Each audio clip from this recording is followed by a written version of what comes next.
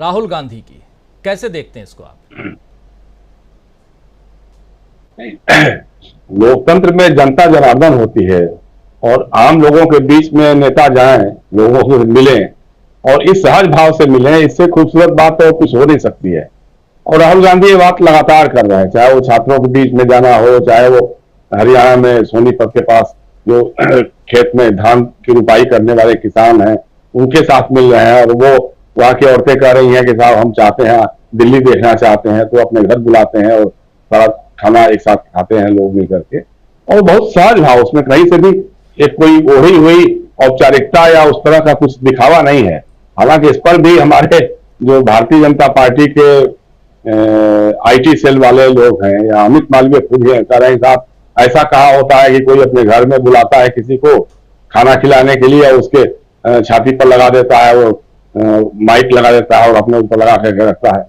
तो भाई अगर वो नहीं लगाते और बात नहीं होती और आपके सामने अगर वीडियो नहीं आता तो आप कहते कि अरे वो तो ऐसे ही कहीं मिल लिए थे या नहीं मिल लिए थे, कुछ पता नहीं क्या क्या बातें हुई, अपने मन से लोग जोड़ दिया। ये जो सहज वार्तालाप है, बातचीत की जो सहजता है वो जो सामने आ रही है और वो खुल करके जिस तरह से अभिव्यक्त हो रही है, अपना पे बहुत बड़ी बात है। मतलब इसकी कमी जो है हमको लग रहा है कि दशकों से दिख रही थी भारतीय राजनीति में कि लोग आम जनता से, जिनके वोटों से जिनकी सरकार बनती है, जो सांसद विधायक मंत्री मुख्यमंत्री प्रधानमंत्री बनते हैं, उन चुनाव के बाद एकदम लगातार कट जाते हैं। तो ऐसे में गांधी इस तरह की चीजें कर रहे हैं, बातें कर रहे हैं और पूरे देश भर में कर रहे हैं, जिस तरह घूम रहे हैं। मतलब ये सबसे अच्छी चीज यही है कि भाई उस आदमी में थकने का कहीं नाम ही नहीं दिख रहा है कि वो लगातार चलते जा रहा है। अब फिर उन्होंने कह दिया कि हम गुजरात से अब एक नई यात्रा शुरू करने वाले हैं। तो इससे क्या है कि आप का दिल दिमाग जो है देश में रहने वाले लोगों की जरूरतों से, उनकी समस्याओं से दो चार होता है, उसको समझने में आपको सुविधा होती है। फिर अगर आप कोई उनके बारे में बात करते हैं तो उसकी एक क्रेडिबिलिटी बढ़ती है, विश्वसनीयता बढ़ती है और उसके हिसाब से आप अपनी नीति रणनीति राजनीति जो भी तय कर लेते हैं। तो इस मामले में तो राहुल गांधी ने लोगों का मन जीत लिया है, देशवासियों का मन जीत लिया है। और दूसरी बात है, जैसे अब इन्हीं के समानांतर वो बातें भी हो रही हैं कि जो सरकार चलाने वाले लोग जो जंग की बातें कर रहे हैं वो उसका जैसे अभी रुझान कर रहे हैं, तो लोग अब सच जानने लगे हैं क्या स्याह है और क्या सफेद है, इसका फर्क भी लोग करने लग गए हैं। अब वो कह करके आप निकल जाएं ये बात नहीं संभव है। अब देखिए जिस तरह से संसद के अंदर हमारे देश के प्रधानमंत्री झूठ पर झूठ बोलते चले जा रहे हैं। उन्होंने कह दिया कि साहब दरभंगा में एम्स चालू हो गया है, उन्होंने कह दिया कि साहब मिजोरम में मार्च 1966 में इंदिरा गांधी के जमाने में भारतीय वायुसेना ने मिजोरम की राजधानी ऐजल पे बम गिराए थे। तो लोग पूछ रहे हैं, अब चूंकि पढ़ते लिखते हैं लोग तो थोड़ा सवाल भी करते हैं कि भाई यार उस समय तो मिजोरम बना भी नहीं था, मिजोरम तो 1987 में बना जब राजीव गांधी प्रधानमंत्री थे और समझौता हुआ था। समझौते में बल्कि जो कांग्रेस की सरकार थी उसका बलि दे करके वहां मिजो नेशनल फ्रंट की सरकार बनवाई गई थी। और जब मोदी जी ने कह दिया कि साहब मिजोरम पे बम बरसाए थे तो उनके जो आईटी सेल वाले लोग चंगुल मंगुल लोग हैं, अमित मालवीय ने खुद लिखा कि साहब वो राजेश पायलट और सुरेश कलमाड़ी ने बम गिराए थे। पढ़ाई लिखाई से कोई रिश्ता ही नहीं है। अब सचिन पायलट का, हालांकि हम लोगों ने उसका जवाब उसी समय ट्विटर पर दे दिया था, लिख दिया था, लेकिन अभी सचिन पायलट ने वो नियुक्ति पत्र दिखाया है कि भाई राजेश पायलट बने हैं अक्टूबर 1966 में और जो सो कॉल्ड बॉम्बिंग हुई है वो मार्च 1966 में हुई है। तो राजेश पायलट तो उसमें पायलट थे, तो बम कैसे गिराया उन्होंने? लेकिन अब पहले सब बातों की चर्चाएं नहीं होती, हमारे पास उनके झूठ और गलत बयानियों का एक पूरा एक पुलिंदा भरा पड़ा है, लेकिन उस पर लोग चर्चा नहीं करते। अब लोग कर रहे हैं यार दरभंगा में तो बात सही है, अभी तो न्यूज भी नहीं खुदी है और उन्होंने तो वहां एम्स चालू कर दिया है। तो ये जो झूठ सामने आ रहा है लोगों का वो थोड़ा सा अलग कर रहा है। और दूसरी तरफ राहुल गांधी की बातें, अब लोगों को लगने लगा कि नहीं यार बात तो ये सही कहता था, इसको एक सुनियोजित तरीके से पप्पू डिक्लेयर करवा दिया आईटी सेल वालों ने सोशल मीडिया के जरिए, मीडिया के जरिए। ये एक षड्यंत्र था, षड्यंत्र अब वो धीरे धीरे नाकाम हो रहा है। तो बेसिक बात यही है कि कन्याकुमारी से जब उन्होंने अपना भारत जोड़ो यात्रा शुरू की थी उस समय से लेकर के राहुल गांधी की छवि लगातार निखर रही है।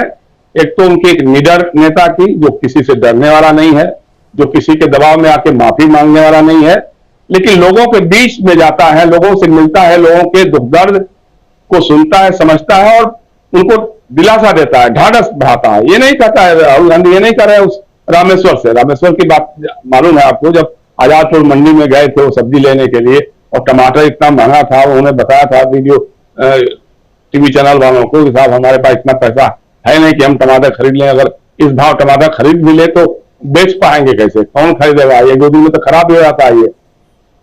तो उसकी पीड़ा को समझ करके राहुल गांधी ने उससे मुलाकात की बात की और उस पर यह नहीं कहा कि भाई अब क्या कर सकते हैं, कहा कि नहीं, आज जो आप इस तरह की बात करोगे अब नहीं करोगे, अब तुम आगे बढ़ने की बात करोगे, सोचोगे। तो उस आदमी में भरोसा जगता है कि नहीं, कोई एक आदमी है जो इतने शिखर पर बैठ करके भी हमारे जैसे लोगों से भी बात करता है, गले भी मिलता है और सर कहलवाना पसंद नहीं करता है, कहता है भाई हमको राहुल से क्या करके बोलो। तो एक अपने आप में बहुत बड़ी बात है, भारतीय राजनीति की बहुत बड़ी घटना है, इसमें कहीं कोई दो राय नहीं है। और वो छवि बदल रही है, लोगों में एकदम जग रहा है कि ये सरकार जो है झूठ और जुमलों की सरकार साबित होती रही है, हिंदू मुसलमान कर करके ये चुनाव जीत लेती है। लेकिन अब वो सब खत्म होने वाला है, क्योंकि अब हिंदू को भी पेट्रोल उसी भाव में मिल रहा है, मुसलमान को भी पेट्रोल उसी भाव में मिल रहा है, डीजल रसोई गैस एक ही भाव में मिल रहा है, सबको वही हालत है। टमाटर मुसलमान के लिए नहीं कहता है कि तुमको हम 300 रुपया किलो देंगे और हिंदू को हम 60 रुपए किलो देंगे, इसमें कोई भेदभाव नहीं होता है। तो लोग सोचने लगे हैं कि भाई जो हमको आपस में लड़ा करके उससे हासिल क्या हुआ, हमको क्या हासिल हुआ। ये तो मंत्री, प्रधानमंत्री, मुख्यमंत्री सब बन गए लोग, लेकिन हमारे बच्चे का तो भविष्य नहीं सुधर पाया, उसको तो रोजगार नहीं मिला, कि कब तक जुमले दिखाते रहेंगे। तो ये होने का कोई सवाल ही नहीं है। और आपको याद होगा अतीत में हमने कितनी बार इस पर चर्चा की है, और बल्कि जब वो संपादक थे मेरे ख्याल से उस समय उनके अखबार में हमने एक लेख भी लिखा था कि राहुल गांधी को अपनी कांग्रेस बनानी होगी, अपने विचारों की कांग्रेस बनानी होगी, अपनी सोच के आधार पर कांग्रेस बनानी होगी।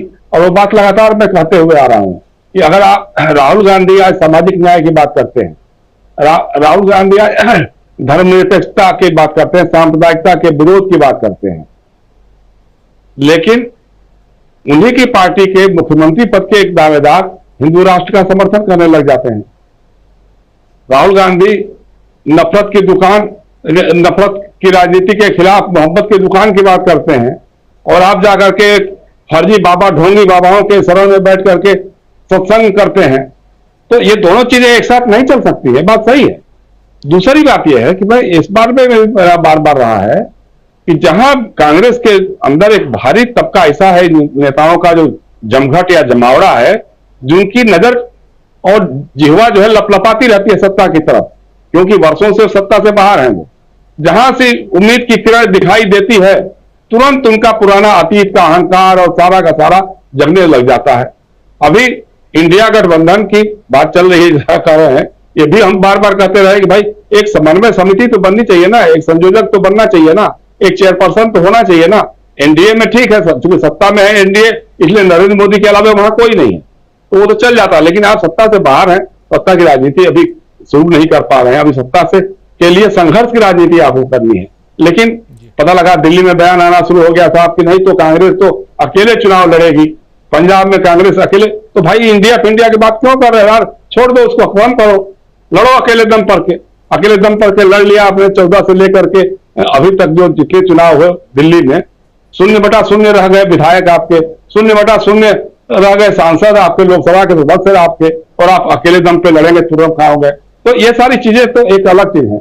असली चिंता की बात जो है राजीव जी, मैं कह रहा हूं, जो आपने छोटा सा वीडियो दिखाया अभी, जो बातचीत का राहुल गांधी के साथ, वो रामेश्वर वाली बात, हम किस युग में जी रहे हैं। रामेश्वर की बातें बताती है कि अभी भी हम प्रेमचंद वाले युग में जी रहे हैं, जो गांव में जिस तरह से सूदखोर महाजनों का होता था, वो 3-4%, 5% और ब्याज पर ब्याज जोड़ते जोड़ते ब्याज चुकाने में ही उसकी पीढ़ियां खत्म हो जाती थी और मूलधन कभी वापस नहीं होता था। ये पूरा का पूरा रामेश्वर का बयान हमारे प्रधानमंत्री, हमारी सरकार की नीतियों पर एक तमाचा है, हमारे बैंकिंग सिस्टम पर एक तमाचा है। ये गांव में बैठ के नहीं आदमी बोल रहा है, देश की राजधानी की जो सबसे बड़ी सब्जी मंडी है, आजादपुर की मंडी है, वहां सब्जी का धंधा करने वाला एक आदमी बोल रहा है कि उसको 4% पर लोन अपनी बेटी के विवाह के लिए लेना पड़ा है। आप कल्पना कर सकते हैं, आप जनधन खाते खुलवाते हैं, बैंकिंग की बातें करते हैं, रोज बोलते हैं कितने लाख रुपए लोन मिलेगा। अरे बाबा, उसके पास कोई साधन ही नहीं हुआ, लोन लेने जाएगा कहां से? वो बैंक अकाउंट खोलेगा कहां से पैसा लाएगा? और आप अडानी के लोन तो माफ कर देंगे, पूंजीपतियों के लोन तो माफ कर देंगे, राइट ऑफ कर देंगे, उसको बट्टे खाते में डाल देंगे। लेकिन रामेश्वर का लोन कौन बट्टे खाते में डालेगा? वो जो महाजन जिससे उसने लिया है, तो उसकी इज्जत पर भी डाका डाल सकता है। विदर्भ के किसानों के बारे में जब हम लोग सर्वे कर रहे थे, घूम रहे थे लोगों के पास, तो सबसे बड़ी बात वहां यही उभर करके आ रही थी कि लोगों ने लोन ले लिए शादी ब्याह के नाम पे, फसल के नाम पे, और उसको चुकाने में अक्षम थे, तो उनके दहलीज तक पहुंचने लगे सूदखोर महाजन, उनके घर की इज्जत तक पहुंचने लगे और आत्महत्या करने लगे लोग।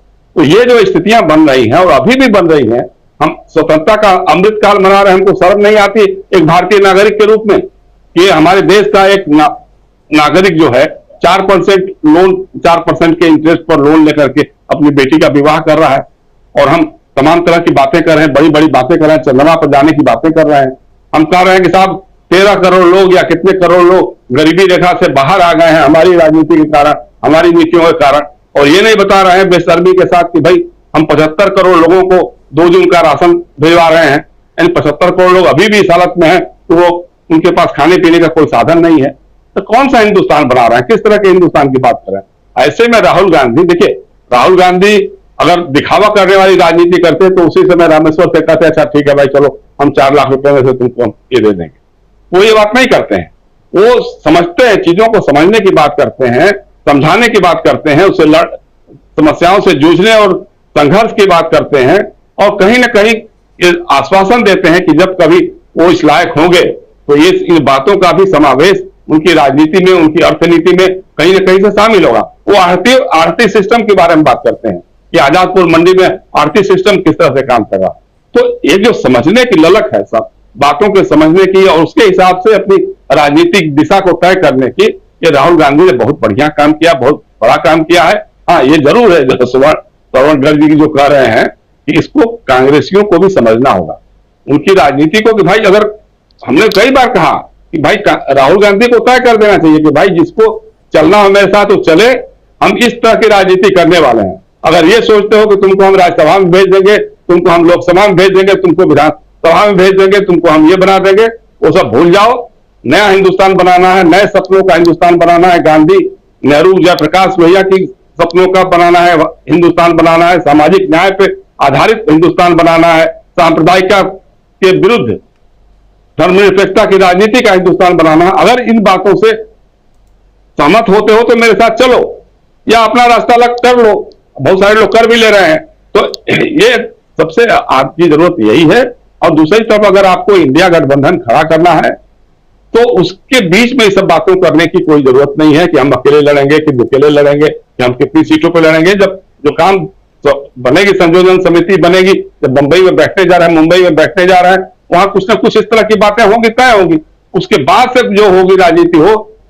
अन्यथा तो यही है कि एनडीए के लोगों को या मोदी जी को कहने का मौका मिलता रहेगा कि अरे ये तो भरभरा के टूट जाएगा, ये तो बिखर जाएगा। इस तरह से अभी भी बातें होने लग गई हैं। तो उनकी कोशिशें, उनकी साजिशें तो चलती रहेंगी। उसमें से कैसे आपको अपनी राजनीति को बचा करके ले जाना है, जनता की राजनीति करनी है, ये सबसे बड़ी बात होगी। जी राजीव जी, बिल्कुल, बहुत महत्वपूर्ण बात यहाँ हम लोग जो कर रहे थे उसमें आखिरी आपने जो बात कही है बहुत ही इम्पोर्टेंट